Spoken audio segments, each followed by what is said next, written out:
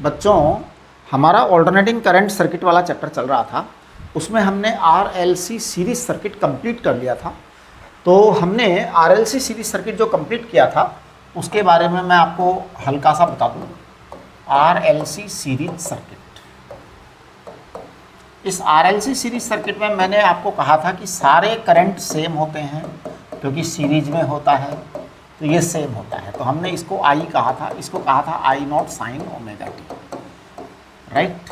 अच्छा जी, हमने कहा था V नेट या E नेट इक्वल टू हमने कहा था VR square plus VL difference VC का होल स्क्वायर। आप इसका मतलब समझिए, VL डिफरेंस VC का मतलब तो जानते ही हैं आप लोग, मैथमेटिक्स के लोग हैं कि भाई VL ज़्यादा है, VC कम है, ज़्यादा है, जो ज़्यादा है उसमें से कम घटा देना है, राइट। अच्छा, अब आपको ये तो हमने बता दिया, इसके अलावा आपको Z भी बता दिया था हमने, इम्पीडेंस भी बता दिया था, R square plus XL difference XC का होल स्क्वायर। जो बड़ा हो उसमें से आप छोटा घटा दीजिए। अच्छा, अगर मान लो किसी सर्किट में, मान लो कोई सर्किट है जिसमें C है ही नहीं, तो कोई बात नहीं, C को 0 कर दो, है ना।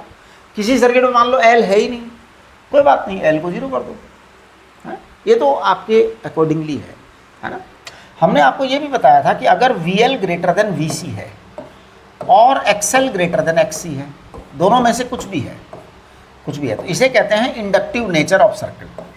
इंडक्टिव नेचर, इसे कहते हैं इंडक्टिव नेचर, राइट। अच्छा, अगर VL लेस देन VC हो और XL लेस देन XC हो तो इसे कहेंगे हम capacitive nature of circuit. Circuit की नेचर कैपेसिटिव होगी,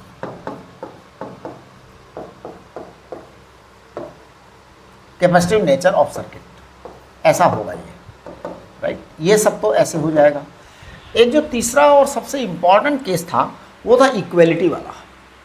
तो उसमें क्या था कि उसे कहते थे इलेक्ट्रिकल रेजोनेंस। तो हमने कल इलेक्ट्रिकल रेजोनेंस के बारे में बात कर ली थी।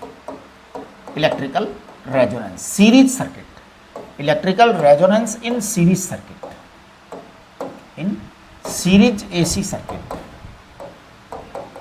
ये बात हम कल कर चुके थे, राइट। इसमें हमने क्या कहा था, इसमें हमने कहा था VL बराबर VC, इसमें हमने कहा था XL बराबर XC, इसमें हमने कहा था ओमेगा बराबर 1/√LC, है ना। इसमें हमने कहा था nu R equal to resonant frequency, nu R equal to क्या था, रेजोनेंट फ्रीक्वेंसी। हमने इसकी कैलकुलेशन कर दी थी पूरी और बता दिया था 1/2π√LC। हमने ये भी कह दिया था आपको कि if nu is equal to nu R तो क्या होगा, तो XL इक्वल टू XC होगा। अच्छा, if nu greater than nu R तो क्या होगा, तो फिर XL ग्रेटर देन XC होगा। If frequency is less than resonant frequency then XL will be less than XC, है ना।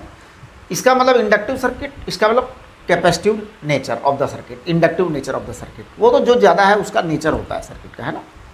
चलिए, ये सब हम कल कर चुके थे, हैं। कल हमने आपको I का और Z का ग्राफ भी ड्रॉ कर दिया था। मैं आपको बता देना चाह रहा हूँ दोबारा एक बार, चलो यहीं बता देते हैं, यहीं पे बता देते हैं। देखो सुनो, अरे एक मिनट जरा, यहाँ देखो। तो हमने कल आपको I और Z का ग्राफ बताया था। पहले मैंने Z का ग्राफ ड्रॉ किया था और Z के ग्राफ में मैंने आपको बताया था इस तरह का सीन कि रेजोनेंट फ्रीक्वेंसी पर Z सबसे कम होता है और वो Z कितना होता है, मिनिमम होता है। और Z मिनिमम किसके बराबर होता है, हमेशा R के बराबर होता है। और ये तब होता है जब nu equal to nu R होता है, या nu less than nu R होता है, या nu greater than nu R होता है, ऐसा होता है, तब ऐसा घटना घटित होती है। चलिए, अब हम बात करेंगे करंट की। करंट के बारे में मैंने आपको कल बता दिया था।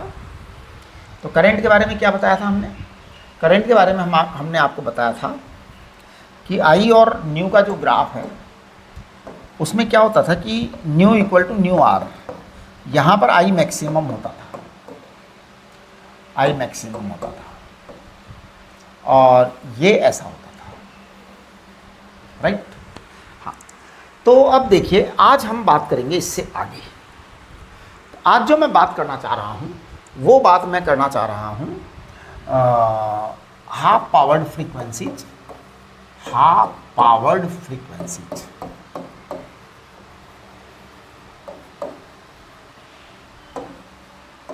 ये थोड़ा सा टॉपिक जो है ना बड़ा इंपॉर्टेंट है, थोड़ा आप ध्यान से सुनिएगा। हाफ पावर्ड फ्रीक्वेंसीज, देखिए we know that at nu equal to nu r,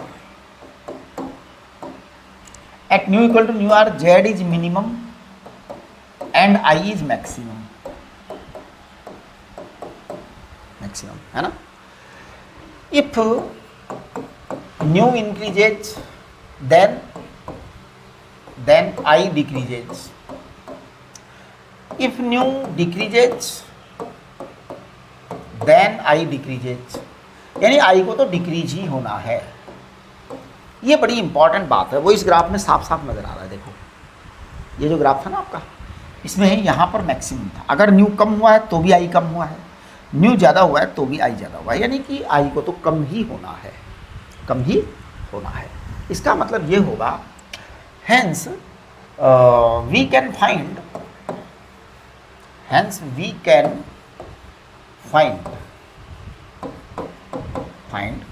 two such values, we can find two such values of frequencies, two such values of frequencies for which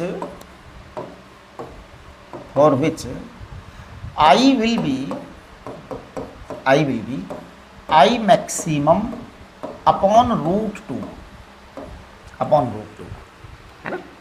These two values of these two special values of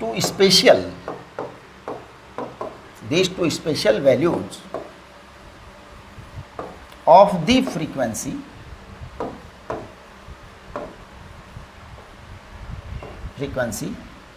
for which I maximum upon root 2. I is I maximum upon root 2. These two special values of the frequency for which I is I maximum upon root 2. I is I maximum upon root 2 are called half powered frequencies. जब current की value 1/√2 times हो जाए maximum की, तो वो half powered frequencies कहलाएंगे।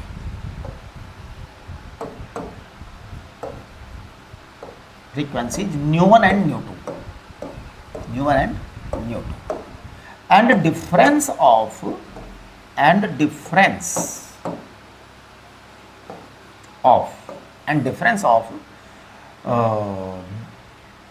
nu2 and nu1, difference of nu2 and nu1, यानी आपका डिफरेंस क्या आएगा, nu2 माइनस nu1 आएगा, half powered frequency nu1 and nu2 and difference of nu2 and nu1 is called half powered frequency nu1 and nu2 and difference of nu2 and nu1 is called bandwidth, देखिए आप, बहुत ही important बात है, बहुत ही important बात है, ध्यान दो। मैं आपका यहाँ पे आई का ग्राफ ड्रॉ कर रहा हूँ, फिर आप देखना एक एक चीज़ बनाऊंगा मैं बड़ा ध्यान से, आप एक एक वर्ड को ज़रा ध्यान से सुनिएगा। बेटे ये आपका न्यू है और यहाँ पर करंट है। अब हमने कहा कि nu equal to nu R एक पर्टिकुलर वैल्यू है, जो कि आपको मैंने बता दिया क्या है ये वैल्यू है 1/2π√LC, ये फिक्स वैल्यू है।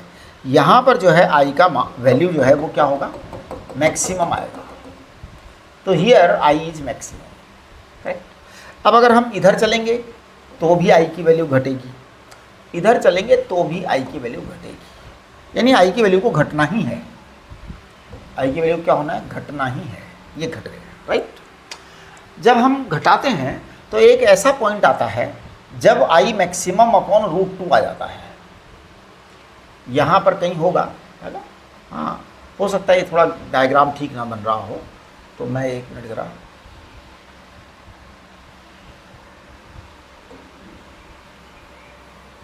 चलिए ये मान लीजिए है आई मैक्सिमम अपॉन रूट 2, ये है मान लीजिए आई मैक्सिमम अपॉन रूट 2, यहाँ पर आई मैक्सिमम है, ठीक है बेटा, आई मैक्सिमम अपॉन रूट 2, इसे कहेंगे न्यू वन, इसे कहेंगे न्यू 2। न्यू 1 एंड न्यू 2 को हम कहेंगे half powered frequencies. I maximum upon root 2 जहाँ भी आएगा वहीं हाफ पावर्ड फ्रीक्वेंसी होगी, है ना। हाँ जी, तो nu 1 and nu 2, nu 1 and nu 2 are frequencies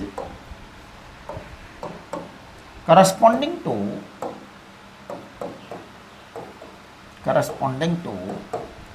I maximum upon root 2,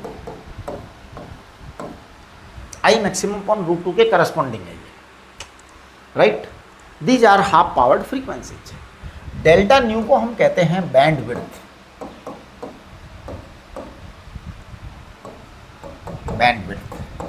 इसे हम कहते हैं न्यू 2 माइनस न्यू 1, ठीक है। अच्छा, अब आई मैक्सिमम की वैल्यू क्या होती है जी, मैं बताता हूँ। आई मैक्सिमम की वैल्यू क्या होती है? आई मैक्सिमम की वैल्यू होती है E upon R, E upon R, बिल्कुल यही होती है आई मैक्सिमम की वैल्यू। आई मैक्सिमम की वैल्यू E अपॉन आर होती है, क्योंकि Z बराबर केवल आर हो जाता है वहाँ पर, बाकी XL और XC गायब हो जाते हैं इस पर, वो आई मैक्सिमम होती है। अब इसका 1 अपॉन रूट 2 यहाँ पर, 1 अपॉन रूट 2 यहाँ पर, आपकी जो पावर आएगी वो क्या आएगी, आई मैक्सिमम स्क्वायर इंटू जो भी है वो अभी अपन कैलकुलेट करेंगे, आई मैक्सिमम अपॉन रूट, ये आ जाता है E अपॉन आर, ये आई मैक्सिमम होता है हमेशा। अब देखिए, अगर मैं आर को बढ़ाऊँ तो बताओ क्या होगा, आर को अगर मैं बड़ा करूँ तो आई मैक्सिमम की वैल्यू घटेगी, और अगर आर को मैं कम करूँ तो आर लेस होगा, तो आई मैक्सिमम की वैल्यू बढ़ेगी। यानी मान लीजिए कि आपका ये जो ग्राफ आया है, ये आया है आर के लिए, ये ग्राफ किसके लिए आया है, आर के लिए आया है, आर के लिए आया है ना। या चलो इसको R1 बोल दो, ये ग्राफ किसके लिए आया है, R1 के लिए आया है। R1 कोई रेजिस्टेंस है। अब हम ऐसा कर रहे हैं, R की वैल्यू बढ़ा रहे हैं, तो R की वैल्यू बढ़ाएंगे तो आई मैक्सिमम घटेगा, यानी कि ग्राफ नीचे से स्टार्ट होगा, यहाँ पर आ जाएगा, ग्राफ गिर जाएगा नीचे, अगर R की वैल्यू बढ़ गई है तो, अगर R की वैल्यू बढ़ गई है तो आपका आई मैक्सिमम कम हो जाएगा, यानी ग्राफ का हाल कुछ ऐसा हो जाएगा।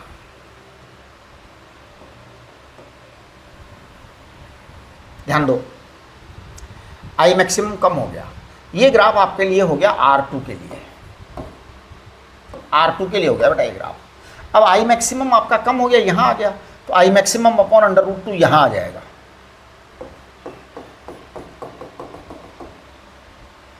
यहाँ आ जाएगा। यानी आप देखेंगे कि अब आपका नया I1 dash new 1 and nu 2 यहाँ आएगा, यानी आपका न्यू 2 माइनस न्यू 1 बढ़ गया, ये है ना, ये आपका बढ़ गया ना, न्यू 2 डैश बोलो इसको, और इसको न्यू 1 डैश बोलो, समझने की कोशिश करिए आप।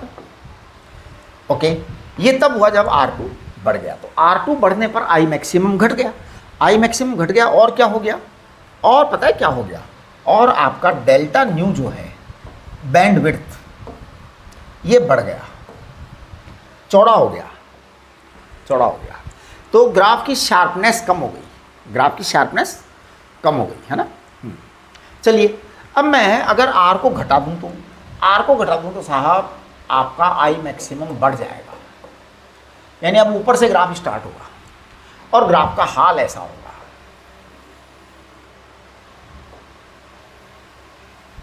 इस तरह से हो जाएगा। ये आपका R3 हो गया, यानी यहां पर आपके R3 आ गया, राइट। अच्छा, अब R3 आने का मतलब ये हुआ कि आपका ये कम बढ़ गया आई मैक्सिमम। कुल मिला के मैं ये कहना चाहता हूँ कि आपका जो है ना R2 मैक्सिमम है, R1 मिडल में है, R3 मिनिमम है। जितना कम होगा उतना आपका आई मैक्सिमम ज़्यादा होगा। अब आपका आई मैक्सिमम इतना बढ़ गया तो आपका आई मैक्सिमम अपॉन रूट 2 शायद यहाँ होगा, कहीं यहाँ कहीं होगा। यानी आप समझ रहे हैं ना, आपका बैंडविड्थ कम हो जाएगा, आपका बैंडविड्थ कम हो जाएगा, यानी यहाँ पर आपका बैंडविड्थ कम हो जाएगा। आर घटने पर बैंडविड्थ घट जाएगा, राइट। चलिए नेक्स्ट, इसके बाद में मैं बात कर रहा हूँ क्वालिटी फैक्टर, क्वालिटी फैक्टर और क्यू फैक्टर, और क्यू फैक्टर। क्वालिटी फैक्टर और क्यू फैक्टर एक ही बात है ना।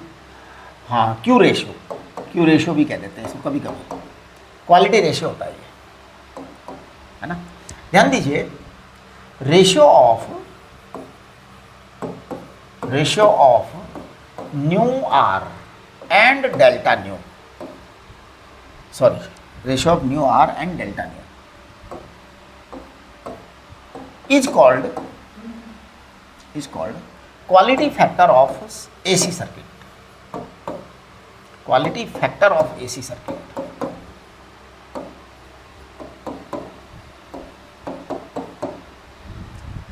AC सर्किट का ये क्वालिटी फैक्टर होता है बेटा। आप थोड़ा ध्यान दीजिए, Q इक्वल टू आएगा nu R upon delta new,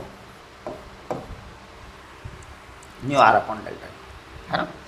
quality factor ज़्यादा होने का मतलब है कि रेजोनेंस की क्वालिटी बेटर है ना। Q factor more Q factor means more Q means better quality resonance,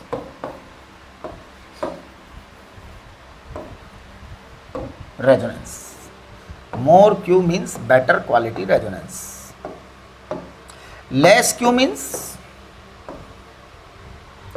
means poor resonance, अच्छा इलेक्ट्रिकल रेजोनेंस नहीं हो रहा है, पुअर रेजोनेंस,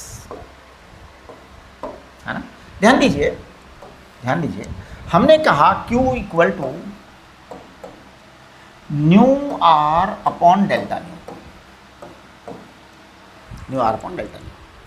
मैं आपको इस बारे में ये कहना चाहूँगा कि एक्चुअल में इसको अगर हम कैलकुलेशन करते हैं, हालांकि वो आपके कोर्स से बाहर जा रहे हैं, हम अभी भी आपके कोर्स से बाहर ही चल रहे हैं सिलेबस से, लेकिन ये चीज़ें आती हैं एग्जाम में।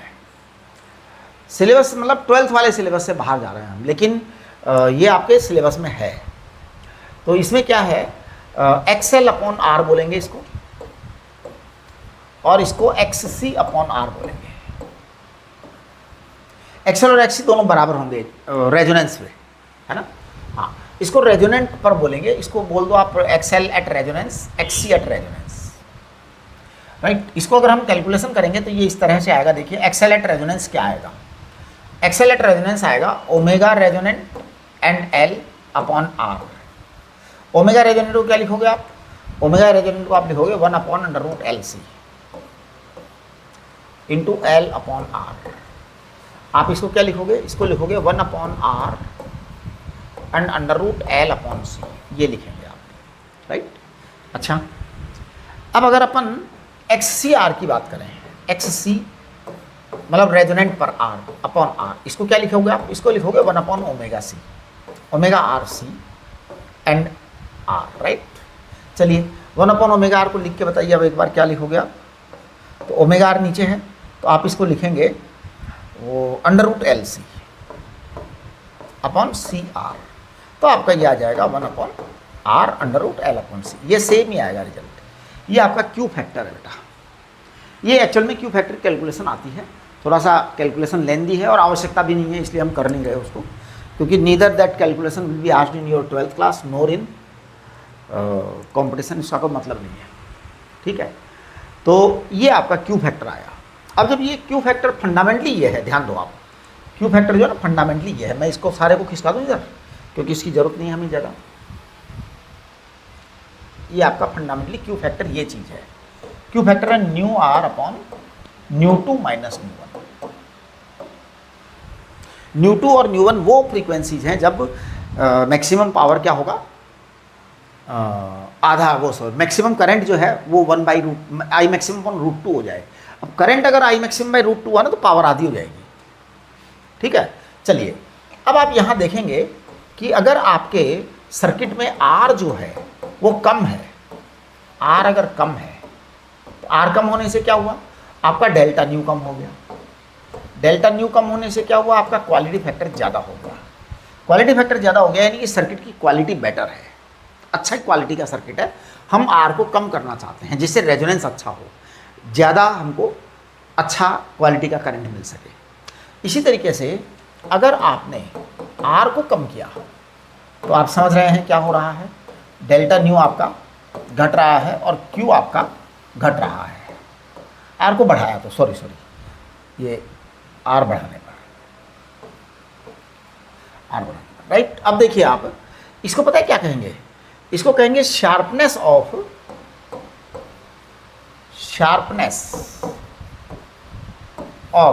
रेजोनेंस।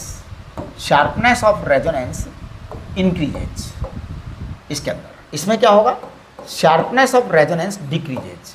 शार्पनेस का मतलब क्या है, वो ग्राफ जो है ना अभी बनाया था ना अपन ने, शार्पनेस ऑफ रेजोनेंस डिक्रीजेज, ये आपका हुआ। देखिए ग्राफ कहाँ था आपका, ग्राफ यहीं बनाया था या पिछले पेज पे बनाया था, पिछले पेज पे बनाया था, है ना। चलो पिछले पेज पर ग्राफ देखो आप, ये रहा आपका ग्राफ। जब आपका आर कम होता है तो आपके ग्राफ ऊपर उठ जाता है, शार्पनेस जो है बढ़ जाती है, ग्राफ ज़्यादा शार्प हो जाता है, स्टीप हो जाता है ग्राफ। और जो है ये जब आपका आर बढ़ जाता है तो ग्राफ क्या हो जाता है, फ्लैटन होने लगता है, चौड़ा होने लगता है ग्राफ, तो ग्राफ की क्वालिटी गिर जाती है। रेजोनेंस की क्वालिटी गिरना कहते हैं इसे, राइट। तो ये सब बातें हो गई अपनी। तो यहाँ तक का जो है ये, इसके ऊपर काफ़ी सारे क्वेश्चंस हैं तो वो आपको मैं आज भेजूंगा, ठीक है। ये चीज़ हो गई। अब देखिए आप आगे बात करते हैं अपन power of series AC circuit.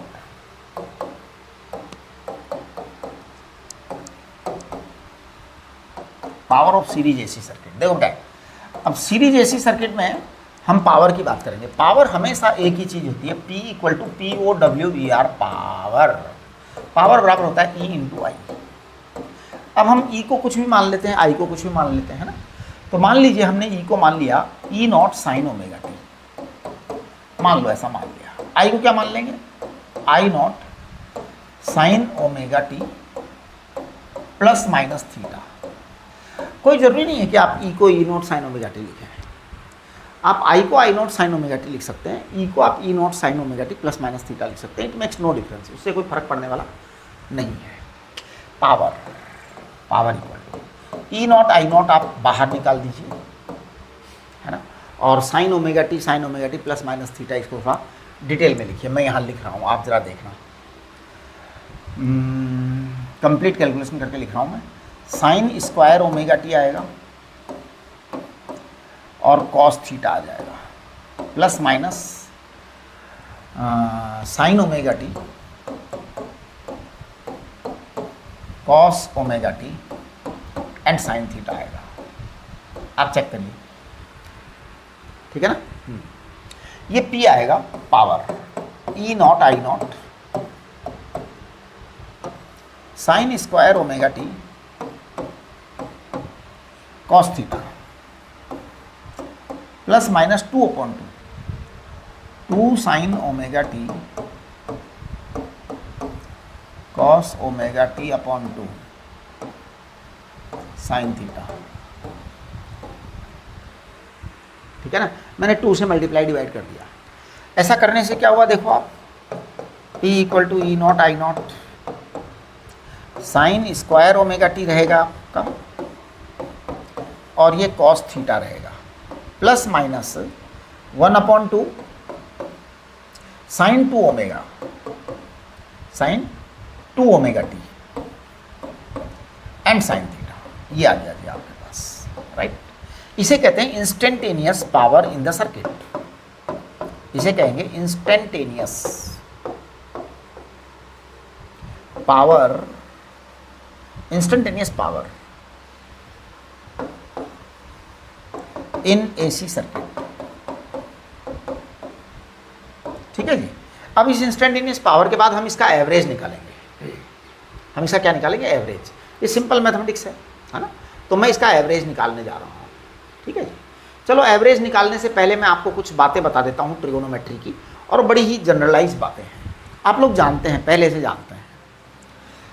होता क्या है, जैसे average values of trigonometric functions, ये आपको वैसे मैथमेटिक्स में पढ़ाया होगा। Functions, average values of trigonometric functions. देखिए सबसे पहले मैं बताता हूँ आपको, साइन स्क्वायर ओमेगा टी, इसकी जो एवरेज वैल्यू होती है ना, साइन स्क्वायर ओमेगा टी, इसकी एवरेज वैल्यू जो होती है वो 1/2 होती है, और ये बराबर कॉस स्क्वायर ओमेगा टी की भी एवरेज वैल्यू 1/2 ही होती है। तो एवरेज वैल्यू स्क्वायर फंक्शन की एवरेज वैल्यू ओमेगा वो हाफ होती है। Sine square function, cos square function, उनकी एवरेज वैल्यू हाफ होती है ना। अच्छा, दूसरा अगर मान लो मैं इसको थोड़ा सा इस तरह से लिखूं कि sine square n omega t, n times होता ही है, और फिर एवरेज निकालना होता तो भी 1/2 ही आता, तो भी 1/2 ही आता है, यानी कोई चेंज आने वाला नहीं है। लेकिन अगर कोई व्यक्ति साइन ओमेगा टी का एवरेज निकाले, साइन ओमेगा टी का एवरेज निकाले तो ये 0 आएगा, कॉस ओमेगा टी का एवरेज भी 0 आएगा, स्क्वायर हटा दो तो आपका एवरेज 0 आ जाएगा पूरे साइकिल के लिए। इसी तरीके से अगर आप साइन एन ओमेगा टी का एवरेज निकालें कि साहब ओमेगा टी के साथ एन से मल्टीप्लाई कर दूँ तो भी आपका एवरेज 0 ही आएगा, और वो बराबर आएगा कॉस एन ओमेगा टी का एवरेज, ये आएगा ही आएगा पक्का। ये आपके साथ में एवरेज वाली बात हो गई। अब हम ये जो इंस्टेंटेनियस पावर है ना, इसको हम कन्वर्ट करेंगे एवरेज में। तो देखिए मैं कर रहा हूँ एवरेज पावर, ये रहा, देखो पी एवरेज लिखूंगा मैं, आप लोग चेक करना मैं क्या लिख रहा हूँ। मैं इसको लिख रहा हूँ E naught I naught sine square omega T का average 1/2 and cos theta plus minus E naught I naught, अच्छा ये 1/2 भी है, 1/2 भी है, साइन थीटा इंटू 0, वो क्योंकि साइन 2 ओमेगा टी का एवरेज 0 आता है, राइट। कुल मिलाकर के मैं इसको कह दूंगा कि P average, it is average power, it is average or mean power in AC circuit, average or mean power in AC circuit,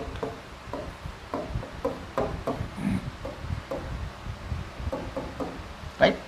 आप देखेंगे यहाँ पर अपने पास में दो तरह की पावर, दो कंपोनेंट आ गए पी एवरेज के, एवरेज पावर के दो कंपोनेंट आ गए। एक आ गया है E naught I naught upon √2 into √2 cos theta, एक आ गया plus minus E naught I naught upon √2 sine theta into 0 है ना। अब देखो इसको हम ऐसा लिख सकते हैं, ई नॉट अपॉन √2 को लिख देंगे E R M S, I naught upon √2 को लिख देंगे I R M S, cos theta को हम लिख देते हैं R upon Z, cos theta बराबर आर अपॉन जेड होता है, ये ध्यान रखना। किसी भी सर्किट में cos theta R upon Z होता है। कैसे? आपको पता है आर अपॉन जेड कहाँ से आया? ये वहीं से आया, वोल्टेज ट्रायंगल, इम्पीडेंस ट्रायंगल। आप देखो वोल्टेज ट्रायंगल, इम्पीडेंस ट्रायंगल, जितने भी वोल्टेज ट्रायंगल थे, जितने भी इम्पीडेंस ट्रायंगल थे, सबके अंदर आप कॉस थीटा निकालो, कॉस थीटा निकालिए, इम्पीडेंस ट्रायंगल से निकालो या वोल्टेज ट्रायंगल से निकाल लो, किसी से भी निकाल लो, कोई फर्क नहीं पड़ता। तो बहुत सारे हमने वोल्टेज ट्रायंगल बनाए थे, बहुत सारे हमने इम्पीडेंस ट्रायंगल बनाए थे, सब में cos theta R upon Z था, सब में cos theta R upon Z था। Plus minus E R M S I R M S sine theta, sine theta को हमने लिखा था X L difference X C upon Z, ये हमने साइन थीटा को लिखा था। हाँ जी, एक्स अपॉन जेड इसको बोल सकते हो आप। ध्यान दो, ये बड़ी इंपॉर्टेंट चीज़ है जी, बड़ी इंपॉर्टेंट चीज़ है। ये जो कॉस थीटा है ना, कॉस थीटा, इसे हम कहते हैं आर अपॉन जेड, और इसी का नाम पावर फैक्टर है। इसका नाम क्या है? पावर फैक्टर, पावर फैक्टर है ना। और जो x अपॉन जेड होता है, x अपॉन जेड को हम XL difference XC upon Z बोलते हैं। इसे कहते हैं powerless factor, powerless factor, powerless factor. इसका मतलब वो तो पावरफुल फैक्टर है, ये पावरलेस फैक्टर है। एक्चुअली बात बड़ी सिंपल सी है, यहाँ 0 से मल्टीप्लाई हो रहा है, 0 से मल्टीप्लाई हो रहा है। कुल मिलाकर के मैं ये कहूँगा कि जो एवरेज पावर है इसके 2 कंपोनेंट हो गए, 2 कंपोनेंट हो गए। देखिए कैसे 2 कंपोनेंट हो गए, मैं ऊपर उठा रहा हूँ इसको, है ना, इसको ऊपर उठा दिया, ऊपर उठा दिया, ऊपर उठा दिया, ऊपर उठा दिया, ऊपर उठा दिया, है ना। ये चीज़ है ना, ये देखो यहाँ रख दिया मैंने। ओके, ये जो चीज़ है सारी की सारी, दिस एंटायर टर्म, है ना, हाँ ये एंटायर टर्म, ये एक ही बात है, कॉस थीटा बराबर आर अपॉन जेड। इसको कहते हैं रियल, इसको कहते हैं रियल और एक्चुअल, एक्चुअल और एवरेज और मीन और पावर्ड, एक मिनट, रियल और एक्चुअल और एवरेज और मीन और non zero, non zero component of power, non zero component of power, component of AC power, non zero component of AC power. ये non zero होता है, इसकी value zero नहीं होती है, इसकी वैल्यू जीरो नहीं होती है। ये क्या है?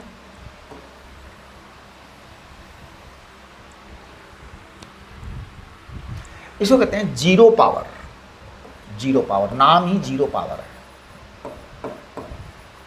Zero power. हाँ, कोई पावर होती ही नहीं है, क्योंकि अल्टीमेटली ये जीरो से मल्टीप्लाई होकर सब खत्म हो जाता है। क्योंकि साइन 2 ओमेगा टी का फंक्शन था बीच में, था ना, देखो साइन 2 ओमेगा टी का फंक्शन कहाँ पर था, कहाँ था जी साइन 2 ओमेगा टी, देखो वो रहा, वो रहा, वो रहा। ये इसने जीरो बना दिया, एक्चुअल में सारे गेम को ख़राब कर दिया इसने, जीरो हो गया। ख़राब नहीं कर दिया, हाँ ये गलत बोल दिया मैंने, ख़राब नहीं किया है, अच्छा कर दिया, अच्छा कर दिया। आपके जो पावर बचाने का काम हम इसी से करते हैं, ये तो नुकसानदायक पावर है ना। हाँ, this is non zero power and this is actual power loss, this is actual power loss, है ना। हाँ जी, तो ये वाली जो चीज़ है ना, ये एक्चुअल पावर लॉस है। क्या है एक्चुअल पावर लॉस? एक मिनट ध्यान दो, एक्चुअल पावर लॉस, इसे कहेंगे हम ERMS, IRMS cos theta, and this is ERMS IRMS sin theta, sorry sorry sorry, IRMS R upon Z, R upon Z. This power loss is actually related with resistance R. ध्यान दीजिए, this power loss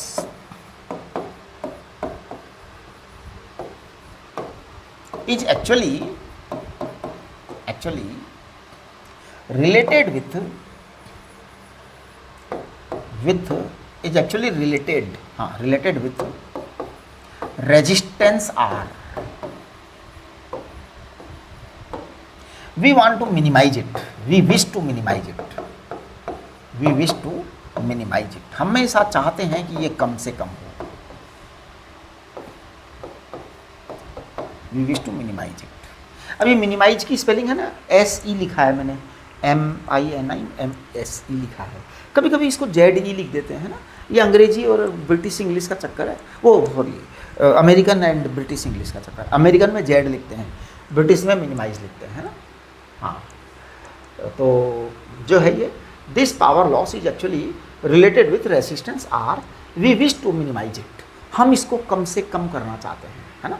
हाँ, it means R should be minimum in the circuit, है ना। हाँ, तो इसको हमें कम करना है। It means R should be minimum in the circuit.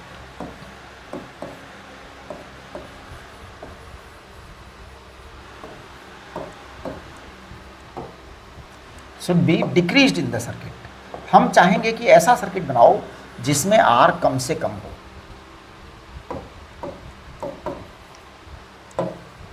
क्योंकि आर कम से कम होगा तो एक्चुअल पावर लॉस कम होगा, और एक्चुअल पावर लॉस कम होगा तो हमारा मीटर कम चलेगा, खर्चा कम आएगा, बिजली का बिल कम आएगा। हम चाहते यही हैं।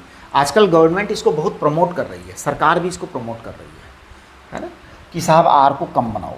जैसे घरों में से बल्ब हटाने के लिए बोलती है सरकार, है ना। ये बल्ब क्या था? बल्ब प्योर रेजिस्टेंस होते हैं, इलेक्ट्रिक बल्ब। पहले पुराने वाले बल्ब आते थे ना, आजकल जो है एलईडी आता है, आजकल एलईडी आता है। पहले सीएफएल हुआ, फिर एलईडी आ गया। तो वो जो है, हम इस आर को कम करना चाहते हैं। तो गवर्नमेंट भी इसके लिए पूरा प्रयत्न कर रही है, अभियान चलाती है। Zero power, zero power, this power or zero power loss, this component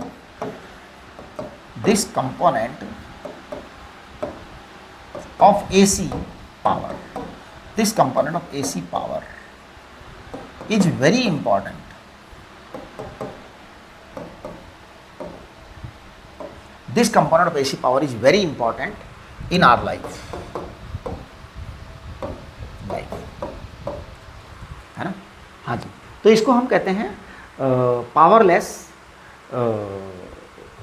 component of power, powerless component of power. इसमें कोई पावरलेस मतलब बिल्कुल पावरलेस होता है ये सब कुछ, है ना।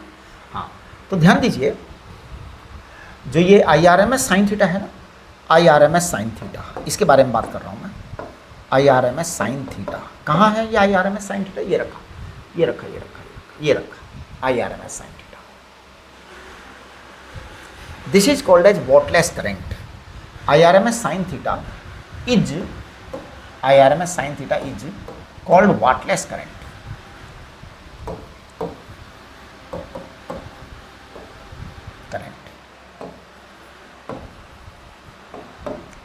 This whatless current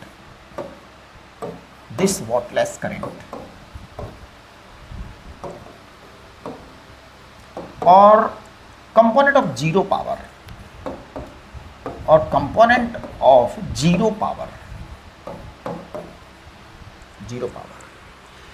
is actually associated or linked with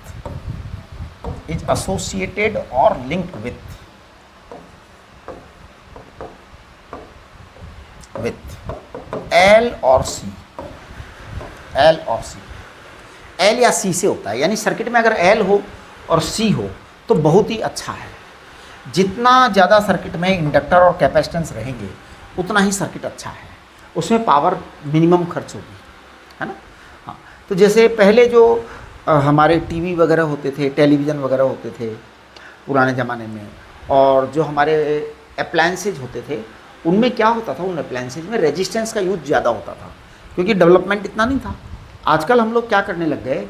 L और सी का यूज ज़्यादा करने लग गए। एल और सी का यूज ज़्यादा करने से क्या होता है कि सर्किट भी ठीक चलता है और हमारे लॉसेज बहुत कम हो जाते हैं, क्योंकि असली की तो बिल इसी का आता है, असली बिल तो इसका आता है, उसका बिल ही नहीं आता। वो तो पूरा मिल करके साइकिल जीरो हो जाता है, जितना लिया उतना दिया, काम खत्म, कुछ नहीं हुआ है। तो एल और सी जो है ना, ये यूज में होता है ना। तो hence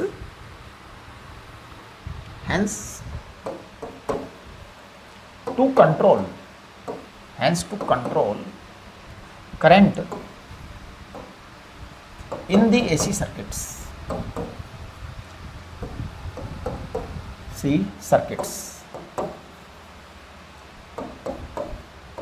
hence to control current in the AC circuits we use high L और लो C। अब आप कहेंगे हाई L और लो C का क्या पंगा है? देखिए मैं बताता हूँ। To control the AC currents,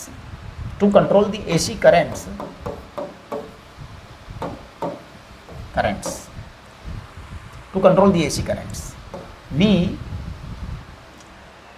increase reactance. We increase reactance. आप बात को समझिए। देखो, करंट को कंट्रोल करना है। करंट कैसे कंट्रोल होता है सर्किट में? रेजिस्टेंस ज़्यादा होने पर। जितना ज़्यादा रेजिस्टेंस होगा करंट उतना ही कम होगा। हमें करंट को कंट्रोल करने की ज़रूरत बहुत ज़्यादा पड़ती है। पूरी लाइफ में करंट को कंट्रोल करने की ज़रूरत पड़ती है। अब करंट को कंट्रोल करने के दो तरीके हैं। या तो आप रेजिस्टेंस बढ़ा दो तो करंट कंट्रोल हो जाएगा, आर ज़्यादा हो गया तो करंट कंट्रोल हो जाएगा। अब आर हम ज़्यादा करना नहीं चाहते तो हम रिएक्टेंस बढ़ाते हैं। रिएक्टेंस बढ़ाने में एल बढ़ाओ या फिर सी को घटाओ। देखिए कैसे, एक्स एल आपका होता था ओमेगा एल। आपने अगर एल बढ़ाया तो आपका एक्स एल बढ़ गया, एक्स एल बढ़ गया, राइट। अच्छा, एक्स सी क्या होता था आपका? एक्स सी बराबर, ये एक्स एल है जी, एक्स सी बराबर 1 ओमेगा सी। अब अगर आपका सी बढ़ गया तो आपका एक्स सी घट गया। ये बात है ना, आपका एक्स सी घट गया ना। अब देखिए, जब ये चीज़ हो गई है ना आपकी, तो आप ध्यान दीजिए, इस सी घटाना है ना हमें, सॉरी सी, क्योंकि हमें अल्टीमेटली हमें कुछ ऐसा करना है कि रिएक्टेंस बढ़े। We want to increase reactance. Net reactance हमें क्या करना है? बढ़ाना है, या जो भी है। अब देखो, अब नेट रिएक्टेंस अगर मान लो आपके पास में सपोज x बराबर एक्स एल माइनस एक्स सी है, तो क्या करोगे आप बताओ?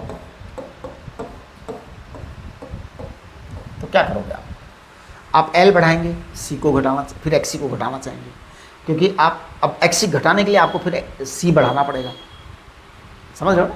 तो अगर मान लीजिए आपका x बराबर ये है, अगर पता नहीं क्या है सर्किट, देखिए मैं आपको बता देता हूँ सर्किट के क्या क्या केसेज हैं।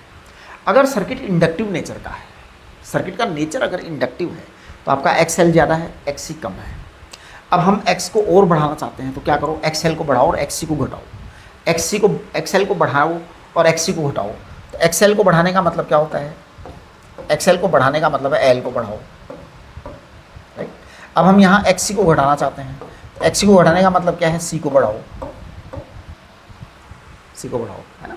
अच्छा, अब जैसे आपका ये x बराबर अगर मान लो अगर XC माइनस XL हो, तो मान लो कैपेसिटिव सर्किट है कि साहब XC ज़्यादा है, तो फिर क्या होगा? फिर आप क्या करेंगे? x बढ़ाना है आपको तो x बढ़ाना है, तो x बढ़ाने के लिए आप XC को बढ़ाएंगे। मतलब ये तो सीन की बात है, कब कब क्या क्या होने वाला है। XC को बढ़ाएंगे तो क्या होगा आपके लिए? XC बढ़ाने के लिए C को घटाना पड़ेगा, और आप चाहेंगे XL को घटाना, तब उस केस में XL को घटाना चाहते हैं, तो होता क्या है? ये होता है XL को घटाना चाहेंगे तो आप क्या करेंगे? यहाँ पे L को घटाना चाहेंगे। मतलब ये तो सिचुएशन पर डिपेंड है कि क्या सीन है। वैसे मैं आपको बता दूं कि प्रैक्टिकली जो हमारी लाइफ है, प्रैक्टिकल हम करते हैं, मतलब जो हमारे रियल में लाइफ चल रही है आजकल, उस लाइफ में हम C का यूज कम करते हैं और इंडक्टर का यूज ज़्यादा करते हैं, क्योंकि इंडक्टर सस्ता होता है, बहुत सस्ता, है ना। एक कैपेसिटर अगर बाज़ार से खरीदने जाओ तो 35-40 रुपये का आता है, और इंडक्टर तो 2-2 रुपये के 1 रुपये में आ जाते हैं। कोई ख़ास बात नहीं, सस्ता होता है। तो आजकल हम लोग क्या करने लगे? इंडक्टर ज़्यादा यूज में लेते हैं और इंडक्टर बढ़ाते हैं, है ना। तो to control the AC current in the circuits, ध्यान दीजिए, to control over the AC current in the circuits,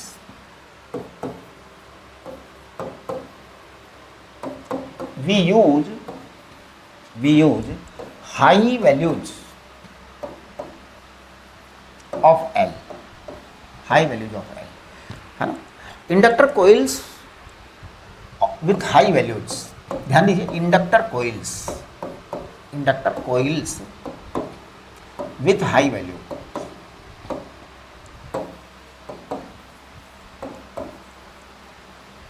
inductor coils with high values are called choke coils.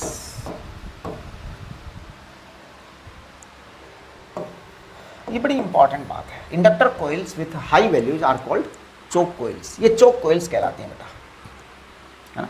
Choke coils are used to control current. Choke coils, है ना। तो चोक coils क्या होती हैं? L बहुत high होता है, आर वेरी लेस होता है। यानी हम ऐसा बनाने का प्रयत्न करते हैं कि आर कम से कम हो।